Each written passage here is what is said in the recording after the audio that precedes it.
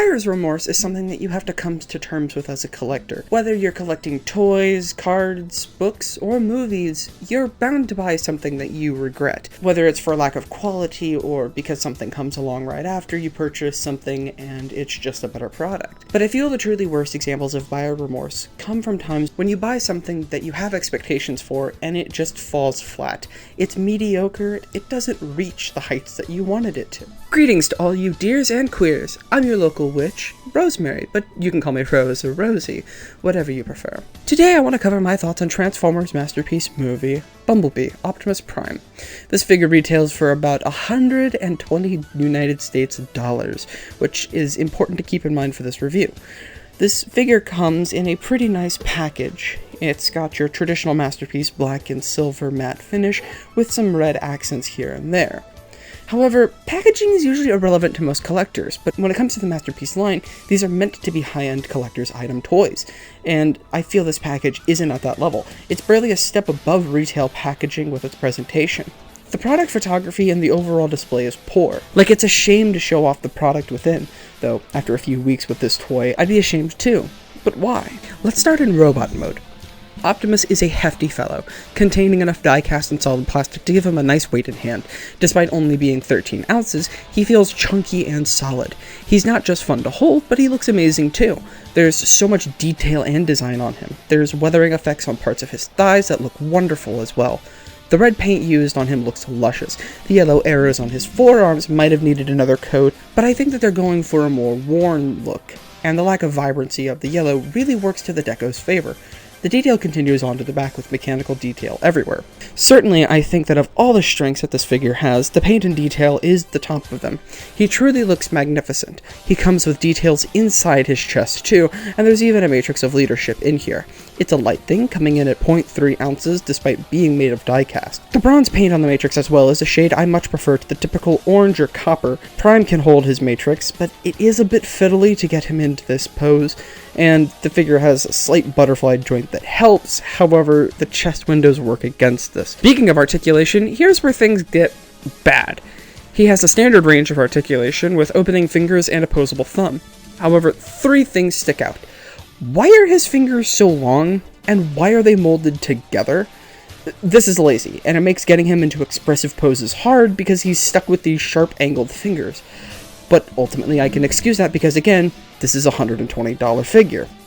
What I can't excuse is the lack of head movement. But hey, at least he has light piping. I guess that's good? Honestly, I would have preferred them to have omitted the light piping entirely and given us more head articulation, but I think that the light piping was part of the same runner as the truck windows, and this was just Hasbro cutting costs. I would happily have paid more for a better head. That's what she said! The third, and possibly the worst point of articulation, is his legs. He has no thigh swivel and only 90 degrees of knee bend. 90 degrees is fine, but his thighs are smaller than his calves, so he can't kneel properly. I suppose if you have a stand, you can get him into a more dynamic or aerial pose, but honestly, not every collector has one of those. Furthermore, my copy's right knee and shoulder ratchets sound awful. They squeak instead of clicking, which makes me think that those joints are just waiting to give out. Optimus comes with his ion blaster, which is a nice addition and looks alright. It weighs about 0.7 ounces and tabs into his hands securely enough, but I would have preferred the connection to be a bit tighter. Still, it's nice that he has it. Dimension-wise, he comes out to 5 inches by 9.5 inches by 2.5 inches. Of you not in Freedom Land, 12.5 centimeters by 25 centimeters by 6 centimeters. Overall, this robot mode isn't bad at first glance, but once you start to mess with him and play with him, things quickly become apparent just how rushed this toy was. I would gladly have paid extra money for better articulated hands, knees, and a better head. However, this mode is the best the figure has to offer, and it's time to show you how low this figure can go. The transformation isn't terrible. So far as modern Transformers toys go, it's passable. I'd even say it's sometimes fun. The tolerances aren't horrible, and everything considered, it had potential to be great, but at the end of the day, it has frustrating parts to it, particularly the way the arms fold into the truck cab is annoying as all heck. Speaking of, the back of the cab hates to tab in properly on my copy, and I think it's due to poor measurements on the toy as a whole, but this could just be a quality issue on my copy. I also don't like how the chest windows slide out on rails to go from an angled look to a more flat look. Those joints are fiddly in robot mode, and they actively try to untransform when tabbing them into the arms, something that frustrates me every time I transform him. But the end result is lush from the front alone.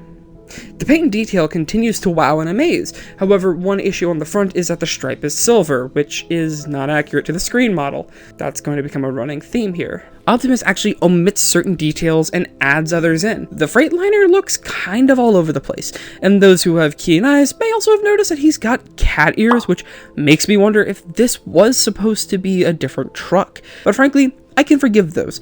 I can't forgive the lack of clearance lights on top of the truck. It makes the truck look so boring, especially when the bow tie is painted the same red as the rest of the cab. It is so boring to look at. But if you're bored of something to look at, why not look at all the exposed hinges lying around? They really draw your eyes to them. On a masterpiece figure, this is insulting. I get that they need to accordion up into a smaller bundle, but frankly, I think that the designers could have done better. But the worst part of this truck is by far the back section. No trailer compatibility and longer than 2001: A Space Odyssey. This section is messy, clunky, and incoherent. Is this why we didn't get more posability from the knees? Is this why the cabs were longer than the thighs? Where is the paint back here? Sure, the die-cast on the side looks good, and I do prefer the more angled gas canisters to the traditional rounded ones, but once again, it's not screen accurate. Now, I know that when it comes to screen accuracy, Transformers and fans of Transformers can be hit or miss. You either love a figure for its screen accuracy, or you hate it because it doesn't innovate enough. But this does neither. It's neither accurate, nor is it innovative. Masterpiece lately has been on a tear of making toys that are screen accurate, arguably to a fault. And this toy feels like something half-baked. It's awful. There's no cohesion. There's no accuracy. There's no ingenuity. Nothing that makes up for the lack of that screen accuracy, which is why I'm hounding on it so much. And if it was the same truck model as the show, screen model, then I feel that this was rushed and just a very bad presentation of that model. Also, while I don't care that it didn't come with a trailer, you can't hook up the trailer from other Masterpiece figures like MP10. And there's no paint back here to look at and draw attention from the back section's flaws. The truck thankfully has pinned wheels though, so he does roll wonderfully. Dimensions on the truck are horrid: 2.75 inches by 3.25 inches by 8.25 inches, or 7 centimeters by 8 centimeters by 21 centimeters. Also, the gun can fold up and store back here as well, but I don't pretend to like this. And this feature seems like a thing they added last minute. I don't think it's a good addition. This is a Masterpiece figure.